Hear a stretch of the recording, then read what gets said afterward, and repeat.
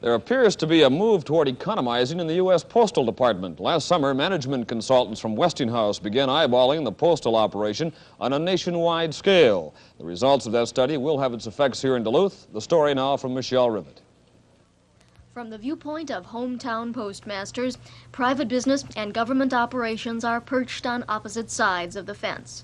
Unlike the private sector, too many inequalities exist in the big business of government, they say. Now Westinghouse evaluators are examining postal operations in order to equalize job pay with job responsibilities and tear that fence down. But in a mega operation like the post office, unfounded rumors are spreading that jobs will be cut immediately and existing salaries whittled down. Local postmaster Frank Blotnick insists all are false. Now, insofar as salaries that are paid more than what might be paid in private industry, those jobs literally are frozen, or as we call it, red circles. There is no prospect of that individual advancing beyond that salary range unless he is promoted or moves into a new job. A newcomer coming into that position, of course, at best could attain this new maximum. Similarly, there's no attempt and no effort will be made to cut existing salaries, but some of the jobs may be downgraded so that either the beginning level and possibly the maximum level may not be as high as it is at the present time. How about personnel cutbacks? Are you going to cut out any positions? There is none contemplated.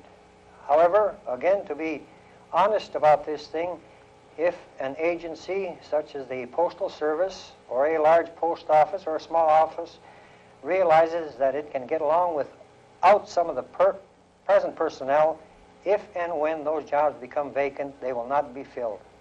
Do you expect now that this will mean a lot of efficiency, economizing for an office like Duluth? We certainly hope so. We've had a running feud with Congress insofar as pay, trying to get pay adjustments, and we hope that once we can see that our salaries and wages are equal to what is being paid in the private sector, this should take out a lot of the irritation that has been in existence. There are 450 employees at the Duluth Post Office. None have to worry about losing their jobs because of the evaluation.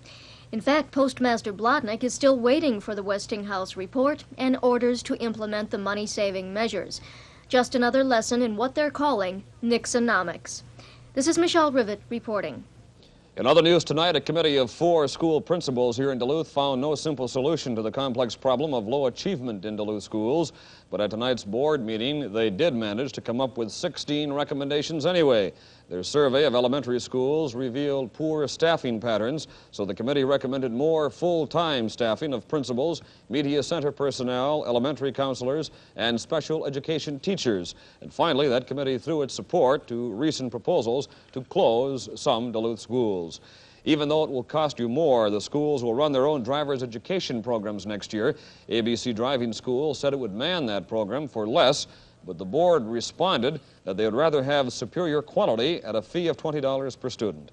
Richard Pearson is now full-fledged superintendent of schools. Tonight, the local board unanimously approved his $33,000 a year contract. Pearson will hold the top spot for a minimum of 3 years.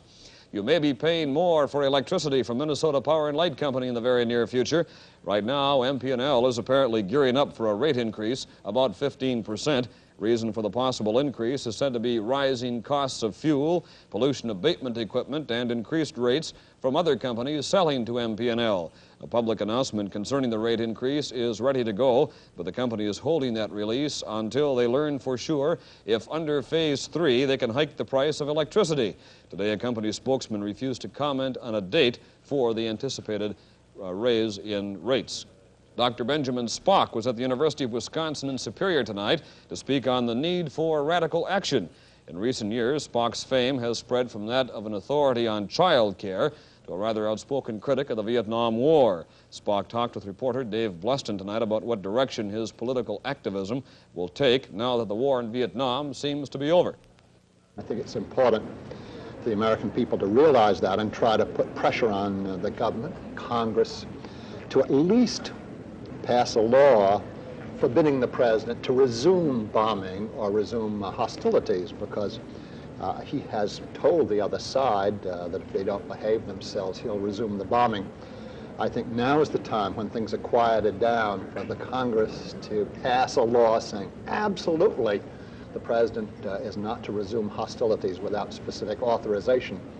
I think that since this Congress, at least so many of its members, are so timid, that they need a little bucking up from citizens. And I think people who are horrified by that war in Vietnam ought to be writing now to both their senators and their congressmen and say, please, in a hurry, pass a law forbidding the President to resume. 5 Duluth businessmen started their suit against North Central Airlines today. The 5 charged North Central with wrongfully putting them off a North Central flight at Eau Claire a year ago. The airline says the men were boisterous, intimidating, and obnoxious in their conduct toward the stewardess and other airline personnel. The Economic Development Administration has released $772,000 as part of the financing for a new chemical plant for Duluth. The plant will be a $2.25 million plant built in Riverside and will create 87 new jobs. Most of the remaining capital will be put in from local development sources.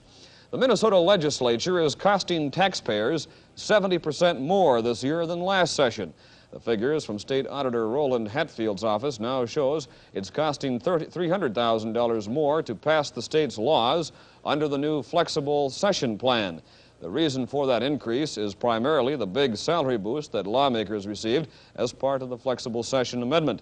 And legislative costs will even go higher in the future when the increase in legislators' expense money is added to that total. Lawmakers passed themselves a per diem raise and expense allotments last week. The legislative staff has also been increased, adding even more cost. A relatively new service to business is operating here in Minnesota now, and already there are several bills pending in St. Paul which would affect that new business. Dennis Dean has the story now close up. Their clientele is industry and retail outlets. Their service is the polygraph or lie detector, offered as a method of upgrading security. Already, the polygraph firms are running into opposition. 4 legislative polygraph bills are in the hopper, one endorsed by the polygraphers themselves, which would set regulations governing the industry, including licensing. Another bill, though, would make it illegal to require or even request that an employee submit to a polygraph exam.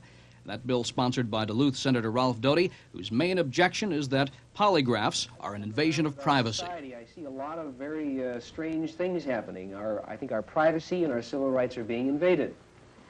We have data banks and hidden cameras and hidden microphones and bugging equipment. And now we've got lie detector tests.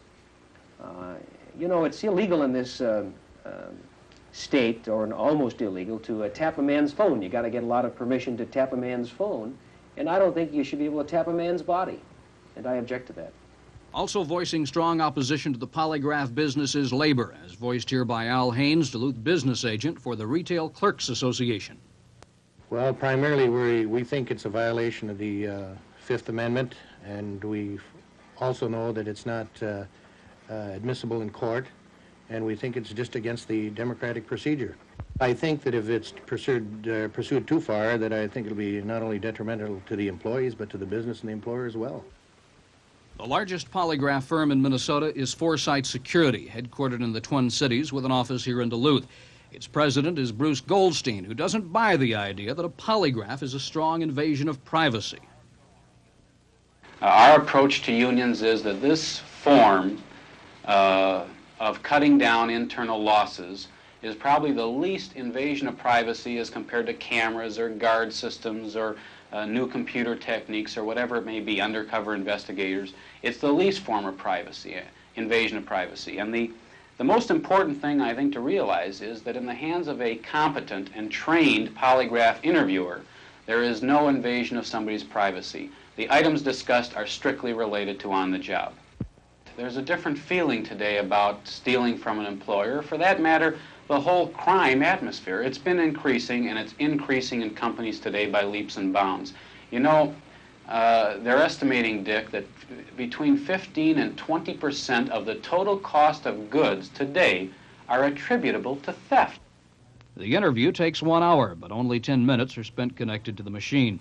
Officials at Foresight say employees are free to refuse the test if they choose, with no fear of employer reprisal. The firm says very few people do, however, once acquainted with the exam. It's too soon to tell what polygraph legislation will be passed, if any. Should Senator Doty's no-request bill be passed, it could mean a virtual end to polygraphy in Minnesota. If the industry-backed bill is enacted, it would mean certain close scrutiny and regulation of all polygraph firms in the state. This is Dennis Dean reporting. And this portion of our news is brought to you by the folks at First Federal. Well, I guess Duluth, would you care to do that again? I guess Duluth is out of the hockey tourney now. You warm? Pardon me? Duluth is out of the hockey tournament? Yes, both Duluth teams lost tonight, but boy, did they give it a valiant effort, and our congratulations to both of those Duluth schools, as well as the two Iron Range schools who are going to represent us in the state tournament. We'll talk about it. The sports will follow in a moment.